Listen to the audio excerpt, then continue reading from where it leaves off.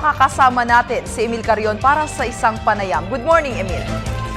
Good morning, Pia, at sa ating mga kabalitaan. Ngayong umaga po ay mainit ang mga usapin, ang mga storya tungkol sa iba't ibang uri ng krimen na nangyayari sa mga kalsada. Kaya naman po ng NGO o Volunteers Group ang tumutulong ngayon sa Manila Police District. Ito po ang PACER MPDAG. At kasama natin ngayong umaga sa balitaan si Ginoong Ernie Chua, ang mismong chairman at founder nitong PACER MPDAG. So alamin natin kay Ginoong Ernie Chua. Sir, good morning po. Welcome sa balitaan. Yes, magandang umaga rin sa iyo, Ginoong Emil Carion, at sa lahat ng mga nanonood sa ating balitaan dito sa PTV4. Okay. Ano pong ibig sabihin nitong PACER MPDAG? Actually, ito pong PACER is Patrol Assistance Communication Emergency Rescue, at itong MPDAG is Manila Police District Auxiliary Group.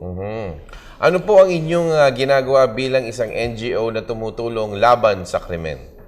Ang grupo po namin sa ngayon po ay accredited po kami sa Manila Police District under kay General Henabe, Isagani Henabe, at kagapay po namin ang kapulisan sa buong lungsod ng Maynila from Station 1 up to Station 11, at kami po yung kasama po sa mga checkpoint at oplansita sa mga rider in tandem. Actually, noong isang gabi po ay nag-operate po kami na from 10 to 1 a.m. Tama, nung Lunes ng gabi o Martes ng gabi na-tsempohan ko kayo dito sa area ng Quiapo, ano? Yes, sir. At kayo ang tumutulong sa police para manita sa mga nakamotorsiklo. Anong ginagawa nyo? Anong order sa inyo ng mga police, regular police, pag ganitong nasa checkpoint area kayo?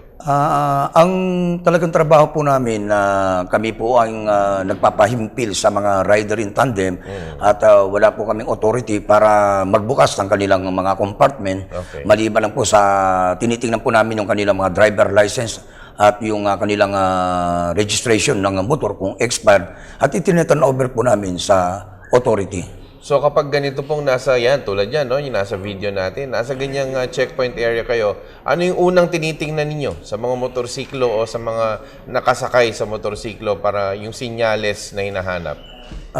Ang aming pong palatandaan po, yung medyo suspicious looking, lalo na po yung mga mahabang buhok at may mga dalang bag, ay aming agad pinahihimpil.